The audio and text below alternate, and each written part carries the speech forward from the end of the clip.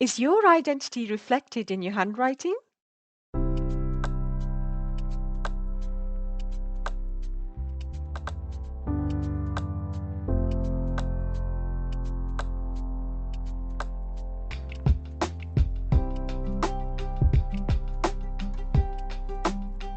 When you were a kid, you went to school. Well, most of us. We were all told to write a certain way. How should we dot the I's and cross the T's? But the thing is, none of us continue to write that way.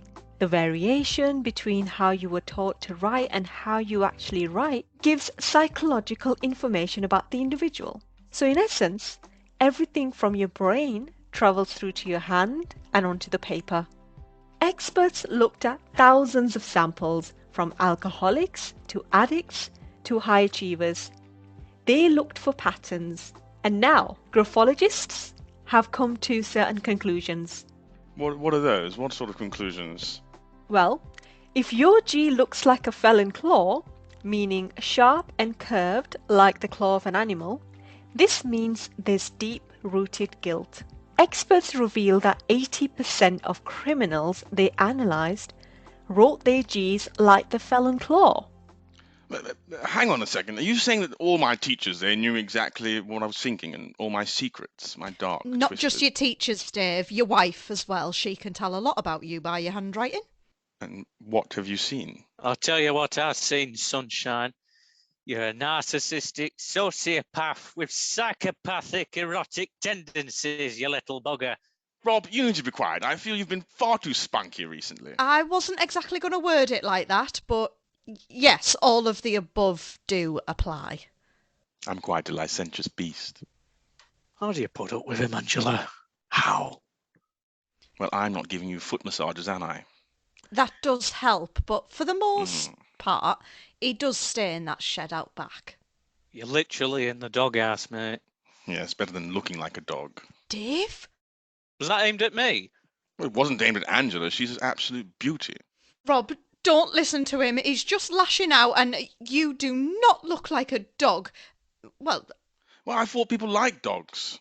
exactly. People do like dogs. Yeah, see, I was complimenting him. Oh, this is a fun game. What kind of dog would you be? I think, Rob, you'd be a Labrador because they're loyal and they're friendly. Oh. And, well, everybody loves a Labrador. Can I just remind everybody that we're recording this podcast and we've got a guest waiting to join in? And Rob, how many times have I told you to ignore Dave? Right. Dave, stop distracting me. Okay, I'll try. You better. Right, ready when you are. Okay, please welcome our special guest for today's episode, someone who has analysed handwriting from politicians to celebrities to royalties. And my most favourite part, she can tell us about what jobs or partners would be compatible. She's a graphologist and a psychotherapist. You must be happy. Why? Well, you need a new therapist, don't you? Yeah, thanks to you, Dave. And there's no shame in admitting that you need therapy. Mental health is a real thing, Dave. Anyways, please welcome Emma. Rob, let her in. Come on in, Emma. Don't be shy. Hi there. Hi, welcome to our podcast. Good to be here. Hey up, Emma. Nice to meet you. I'm Rob. That's Angela. And that's Dave. Yeah, be careful with that one, Emma. Hello, lovely to meet you. I'm so glad you could join us. I am so excited to be speaking with you today, Emma. How are you? I'm very well, and it's my pleasure to be here. I'm excited as well. We've been so looking forward to this episode with you today, Emma. I have so many questions to ask you, and we have some handwriting samples, including mine, which you will have a look at and analyse in this episode. I also want to talk about your wonderful book, Reading Between the Lines. But before we dive in, I want to ask you this loaded question, which I ask all of my guests. So, Emma, who are you when no one's looking? Well, I think when no one's looking, I'm just the same sort of 12-year-old girl that I was 150 years ago, with the same sort of insecurities and worries and, my head in the fridge eating chocolate and being anxious about all sorts of things in the world, some of which I can control, some which I can't. Wow, I think we have so much in common just by listening to Yeah, it sounds like it. that. Oh, I love a flake and a crunchy. And now I do agree with you on that. A crunchy is a prime time snack. I would say it's probably the best chocolate bar out there. The delicious golden crunch wrapped in melted chocolate. Only 50p a pack. 50p? Where are you getting them from? Just use the code Dave666. Dave? What? Is this another undeclared ad? No, now that one I actually do just really, really love crunchies. That being said, I mean, if Crunchy wanted to, throw me a little bone, I'd be more than happy to promote it properly. Essentially, what we've just worked through is that there's nothing wrong with being that 12-year-old girl and treating yourself to some chocolate. So, Emma, can handwriting really tell us about the person's identity and reflect their personality? Yeah. Handwriting is really the window to the mind and the window to how we operate in our personality, our character, and we are using fine motor coordination when we pick up a pen or a pencil. And so it's not the hand that's working the pen, it's the brain. And so every nuance of the personality, of the character, how we're feeling that particular day, physically or mentally, emotionally, comes out in the handwriting. Handwriting changes all the time depending on the time of the day and what's just happened to us, what's about to happen to us, how we feel, who we're writing to, or even who we're writing about. And with a bit of handwriting, I can tell a lot about the person. I can't tell what sex they are, can't tell what age they are, and I can't tell if they're right or left-handed. But other than that, given enough time and enough handwriting, I can say most things that would be important to people. That is fascinating. I really wish I'd brought in some of our Dave's handwriting now. I know. What happened, Angela? You were going to bring in those love letters for today's episode? Yes, there's actually a story there. I didn't bring the letters because, well, me and Dave had a bit of a falling out about them. Basically, Dave was a little bit upset that I was going to bring in those love letters. I wasn't upset, I was wronged. You were upset. I don't get upset. Look, you're only embarrassed because it's the nicest thing you've ever said. Look, I don't think they need to know about the lies that you wrote, pretending to be me. I didn't write those love letters, and everyone knows that. Oh, Dave, stop it. You're not 12 years old. Grow up. There were lovely letters, and sometimes they even rhymed. Oh, we've got a William Blake here, have we now? My God, woman, I can't believe you're telling people about this. Well, Angela, not to worry. We can send a sample of Dave's handwriting to Emma later. Yeah. Emma, you have a service where people can send you their handwriting samples and you will give them a reading. How can our listeners get in touch if they want to get their handwriting analysed? Well, the listeners can get hold of me on my website, which is emmabache.com, B-A-C-H-E. And you'll find my email address and you can email me and you can download a sample of your handwriting and tell me what sort of report you want. And I can do for a reasonable price, I can give a little thumbnail sketch of personality or even a compatibility between two people, whether it's partnership, business or personal. And I can help with perhaps what sort of career somebody should be in. So you can literally read people like Sherlock Holmes? Yeah, yes, I can. Would it be appropriate to send you some of my husband's handwriting? Well, I'd rather you got his permission first, unless you're thinking of going through a divorce. I don't know. What do you think? I mean, either option works for me.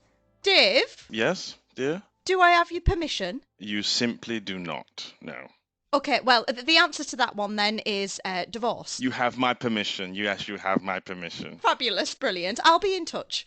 Excellent. I look forward to it. Right, Emma, just asking for a friend here, but are you able to find out if someone likes you? Rob, you can't use this to stalk your crush, it's not appropriate. Oh, shut up. I'm asking for John. When you say like or dislike, I can sort of tell what talents the person might be inclined to have. But I mean, I'm not going to be able to say this person loves sausages and this person hates beetroot, for instance. And I can't even, even when it comes to jobs and things, I can see what they perhaps should be going into, but we don't always follow what we really need to do in life, do we? So what I'm trying to say is that I've got a card for my birthday, Can I send you that card? As he wrote himself. I did not. Card is more difficult for me to analyse than paper because, of course, it's thicker, and so I can't feel the pressure. But yes, I have to analyse on all sorts of mediums, so that would be absolutely fine. Emma, don't worry yourself. Rob does not have a single birthday card. Oh, don't be daft, Dave. You sent me one. That wasn't me, that was Angela. She just wrote my name in. I'm so glad you got the card. Did you like it?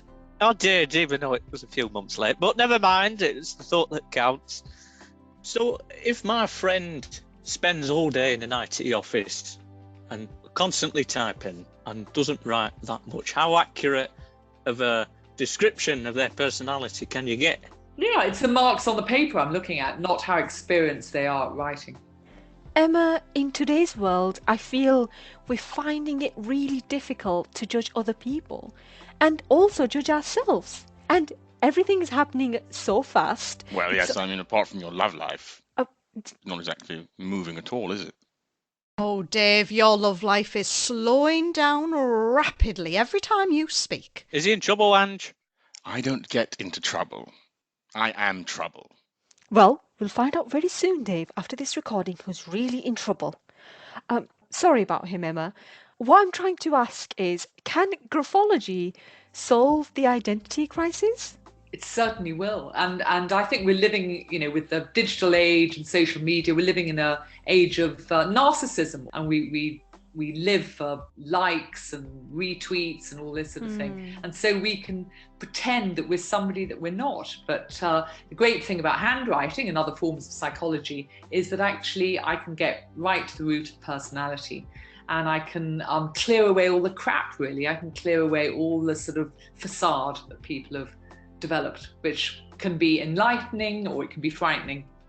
And talking about intuition, it's something that I've talked about in the very first episode in this series. Would you agree with me, Emma, that by following your intuition, you're staying true to your identity? But not everyone follows their intuition, including my past self. Why do you think that is? Intuition is what we're all born with, and I think in this modern day of technology and social media, it's more difficult for us to use our intuition because we've got our head in an iPhone or a laptop, or we're checking our social media constantly, and so we're not really looking or engaging or communicating with people as we should. So graphology is a really good way of kickstarting our intuition again, and to look at somebody's handwriting to gain a snapshot of their personality. So intuition is really important, but not everybody uses it as much. And I just think that, as a society, we're using it less and less, which is dangerous, actually. It's not keeping us safe anymore. Dave, I hope you wrote some of that down.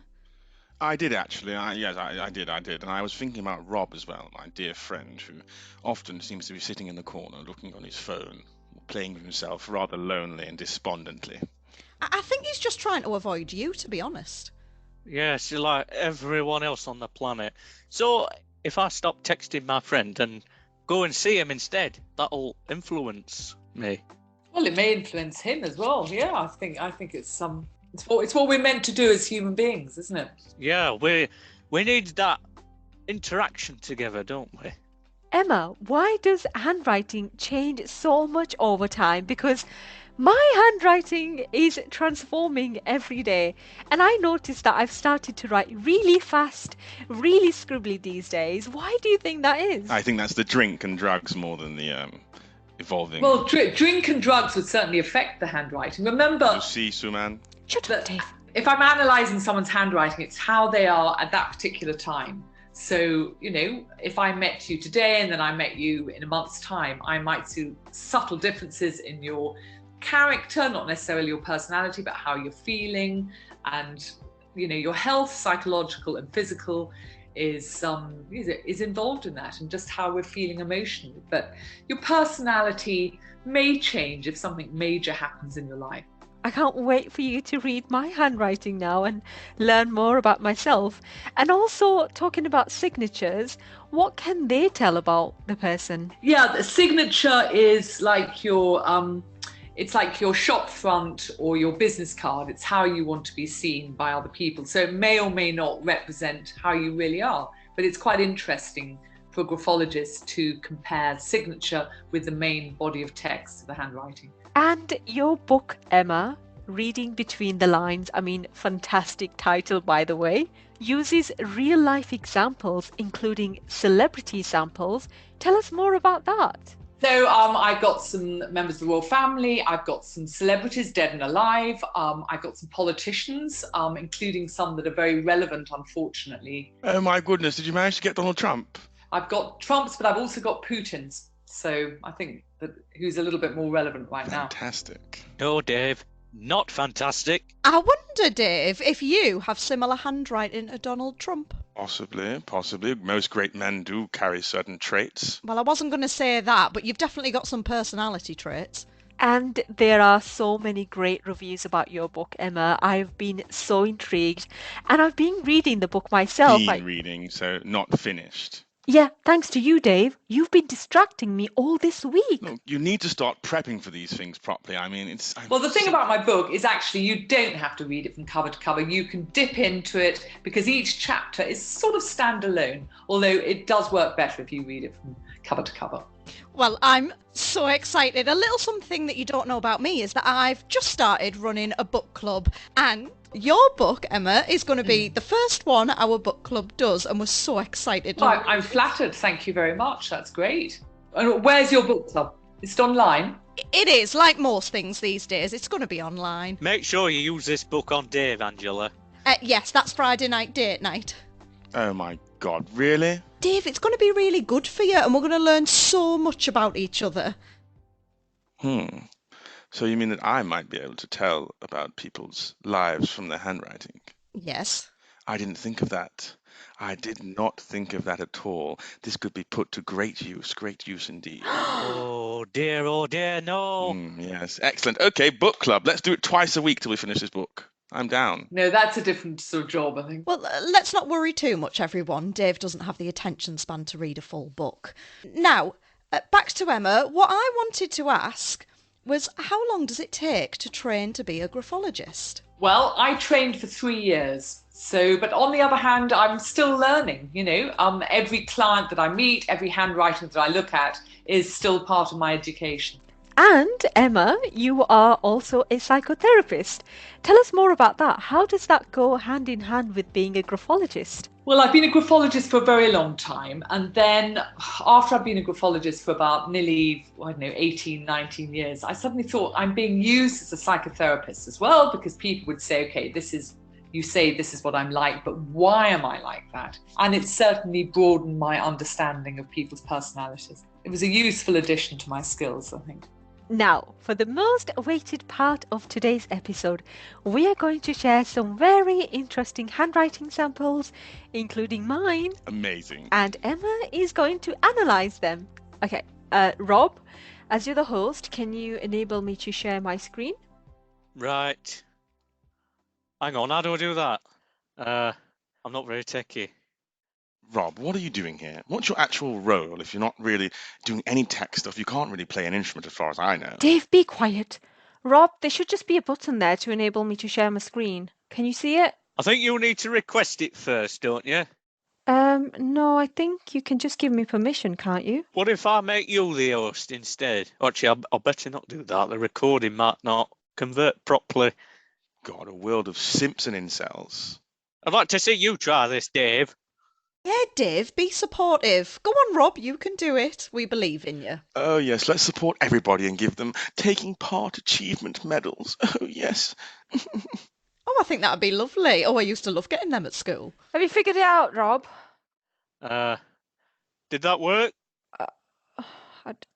No. Come on, Rob, we're all behind you. I'm not. Oh, what can you see on your screen? I'm just pressing all the fucking buttons here. Is it working? I think that is the trick to technology, yeah. Did this work? No. I cannot believe I'm missing a day golfing with Trump for this. It's ridiculous. He asked me to come to Miami yesterday, and I said no. I've got a podcast to do. Okay, Rob, if you click on participants and then find my name in there. Couldn't organise a piss-up in a brewery. I mean, you're worse than the Labour government. It's ridiculous. Shut up, Dave. It's his fault. He Rob, winds me up. Rob, take a breather, okay? Breathe in through the nose and out through the mouth. Brilliant. Do you feel more relaxed now? Just a bit. I'll be even more relaxed if we kick Dave out this meeting. Well, we can arrange that as well, but for now, let's just see if we can get this sorted.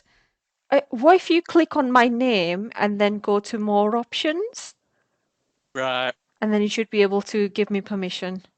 Did it work? Oh, yeah, it's worked. Oh, brilliant. Well done, Rob. Okay, so we're now looking at my handwriting sample. Emma, first impressions? It looks quite heavy pressure. So you're somebody who takes life, it doesn't go over your head. You can get quite stressed over things. If you look at the baseline, it's quite up and down. So you get bored very easily. You can be perhaps a little bit moody, but you're very creative. You like to be involved in absolutely everything that's going on. You can be quite secretive when it comes to your personal life, and you don't trust people that easily, but when you do, you do. Your signature is much faster than the rest of your handwriting, so you want to come across as somebody who's more relaxed than you really are. You got all that just from reading those lines? Yeah. And also you're more creative than you are attention to detail. You need somebody else to do the detailed work for you, but you're very good at seeing the bigger picture and the long-term plan. Based on my handwriting, Emma, what career advice would you give me? What should I be doing? So, something where you can use your imagination, you can use your skills. You've got those long lower zone strokes. If you look at lazy and dog and everything else, you're very caring. You're better at looking after other people than you are yourself. So you need to be with others. But as I say, attention to detail isn't your thing. So you're probably not going to be good at something which maybe is more mathematical, like being an accountant or whatever. But you're a people person.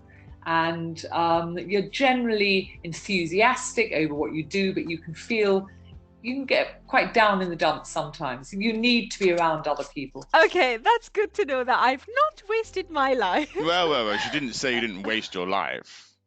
I think it's pretty obvious that she hasn't wasted her life. I think that sounds exactly like you, Suman. Well, my signature has changed. Initially, it was just a curvy S with a cross. But now I write my first name. At the time when I changed my signature, I wasn't introduced to the concept of graphology, so I didn't realize that I was doing this because I was actually becoming more confident and started to become more comfortable with who I was, my identity, and where I wanted to go in life. Okay, now we have some other handwriting samples for you, Emma. Which one do you want to analyze first? You can pick your favorite one. My favorite one is, it's difficult to describe if, I'm not allowed to say who it is, but they've written The Quick Brown Fox Jumps Over the Lazy Dog. They've written it twice, and each time it's taken 2 lines. I think it was the final one you sent to me, and it's not on lined paper. Okay, that's sample number 4. What can you tell us about this person? Well, this person is, because when we were talking about anxiety and we were talking about moodiness, this person is even more anxious, Suman, than you are. And there's a hesitancy. It's although it looks quite speedy, it's not, it's quite slow. So they have a lot of self-doubt about them, but they've got a very interesting mind. They're very intuitive. They can be slightly sharp with people sometimes if they don't agree with them. They're impatient. They can be impatient with others, but they're never boring. There's something quite sort of interesting and exciting about their personality, and they're quite a sort of sensuous individual, so they enjoy the good things in life. Amazing. And what advice would you give them? What advice would I give them? Yeah, personal or professional advice. What career should they be in, or what should they be looking for in their life partner? Well, career-wise, I think they should be self-employed. I think they get on well working on not necessarily all on their own, but because they're very much an individual and not particularly a team player, they would probably self-employment would be right for them. But they've got a lot of charm and they've got a lot of wit and charisma. So I think people would enjoy them, but from the fact that they're sort of working on their own. Life partner, I think probably they need somebody who to maybe stabilize their strong imagination. So somebody a little bit more grounded, perhaps. Brilliant. Emma, I have a special request about sample number 2. And their signature in particular is quite interesting. It looks like their signature is made up of their initials. It's not very legible. I can't even make out what the actual initials are. What is this person not telling us, Emma?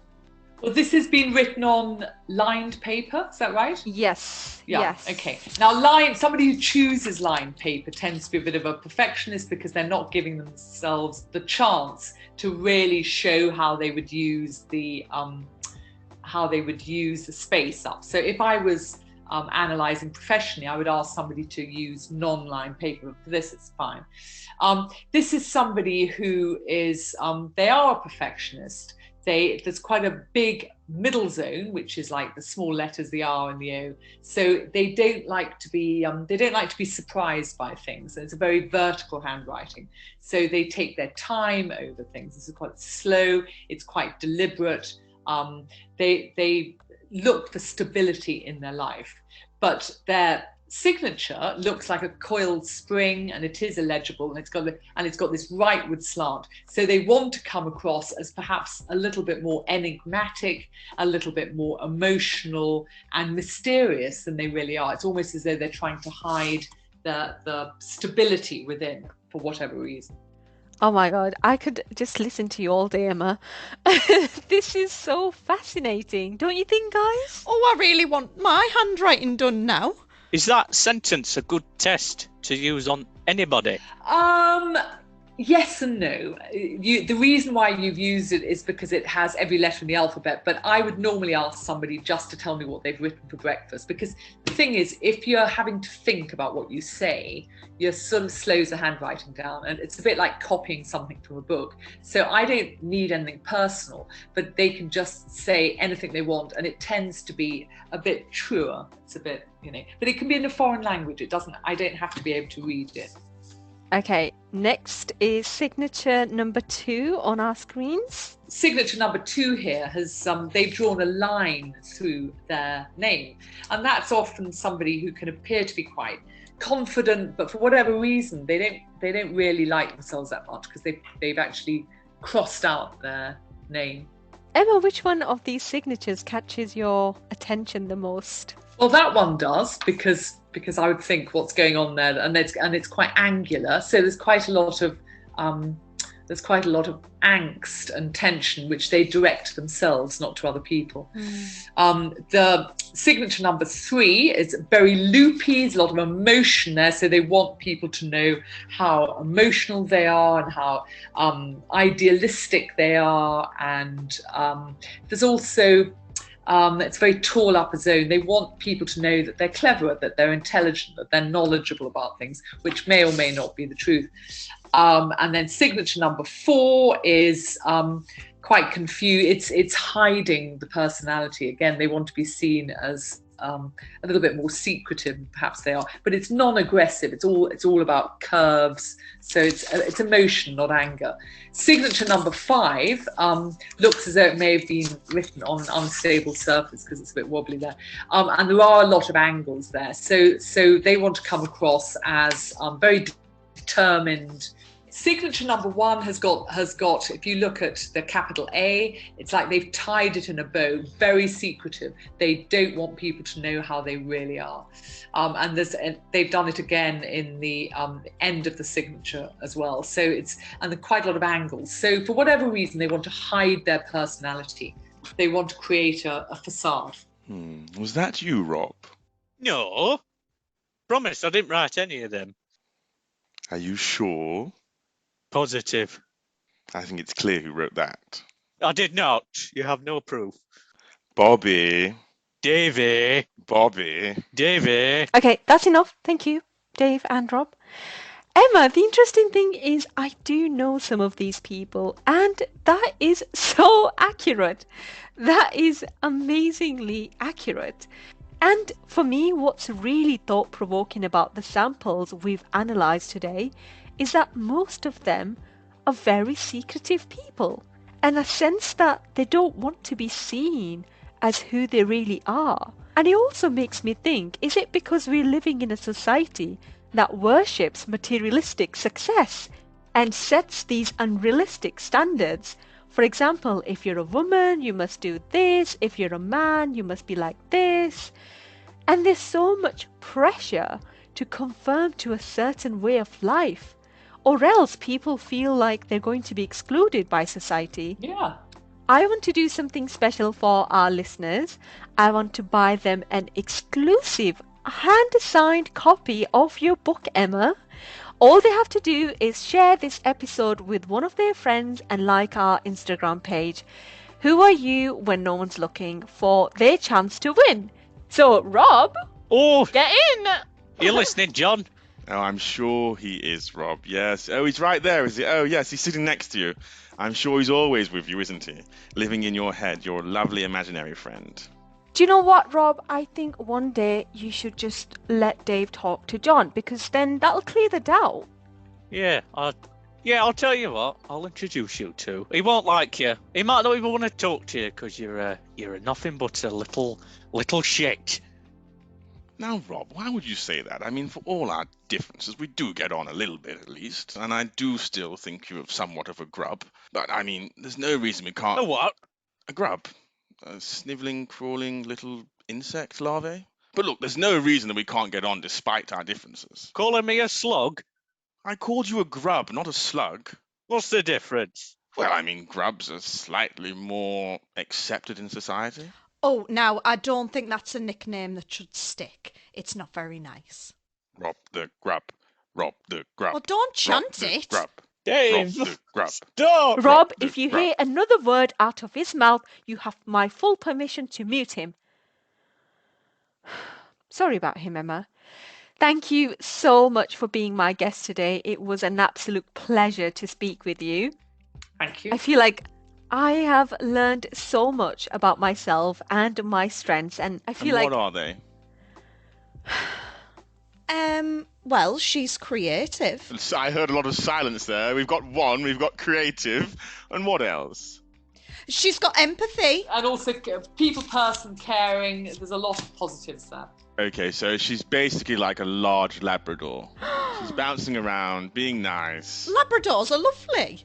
I didn't say they weren't lovely. I just said they maybe shouldn't be producing a podcast. I think we've established that's exactly what Zooman should be doing. thank you so much once again, Emma. My pleasure. It's been great fun. Thank you. Thank you so much. Cheers, Emma. Bye. Bye.